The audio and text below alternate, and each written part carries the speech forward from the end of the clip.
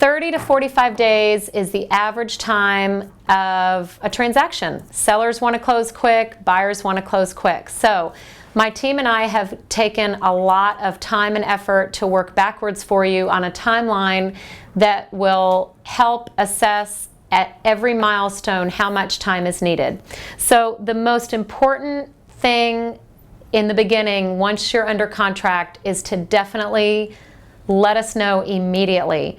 The option period is not a time to let us know when the option period is over to start with the rest of the process. So as soon as the contract is executed, we need to know immediately so we can lock terms, do disclosures, freshen up paperwork, etc.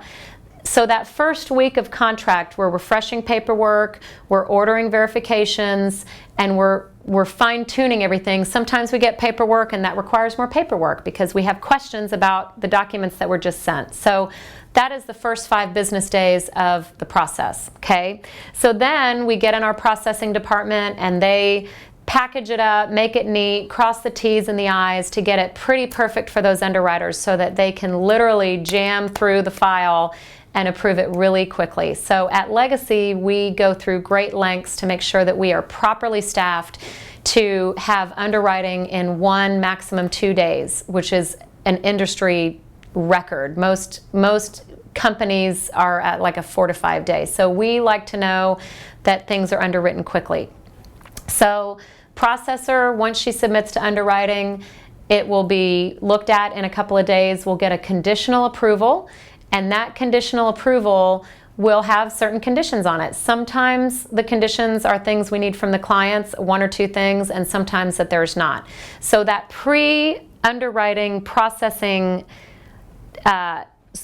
milestone is extremely important, because if we submit an unclean or untidied up file to underwriting and we get 25 conditions, it makes your life difficult, our life difficult. It's just not the right way to do business. So we strive for 5 conditions or less, which is very minimal, believe it or not, in this day and age. And so we always more than likely have a second time through underwriting. It's very, very common that there are conditions and that we might have a couple of questions after the loan has been underwritten. So we allow a couple of days to get information back and forth between you and us, and then we submit it for final approval, or what we call the CTC, which is a clear to close.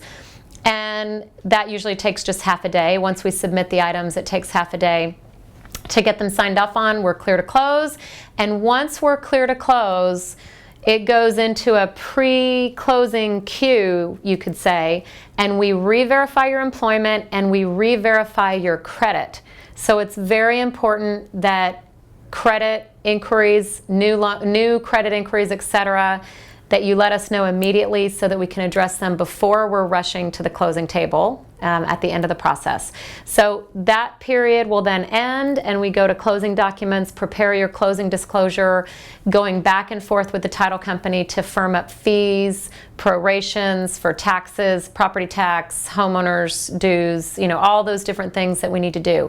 So very important that during the process, any requests for information are dealt with very quickly, and communicate any changes to your financial, credit, or employment profile is very important. Let us know so we can patch it up right away and move on right down the process. So then we deliver the closing disclosure to the client 3 days at a minimum prior to closing. It must be signed. The closing disclosure must be signed that same day, and then we can close 3 days after that is signed. So that is the process in a nutshell, and we look forward to being your lender, and thanks for watching this.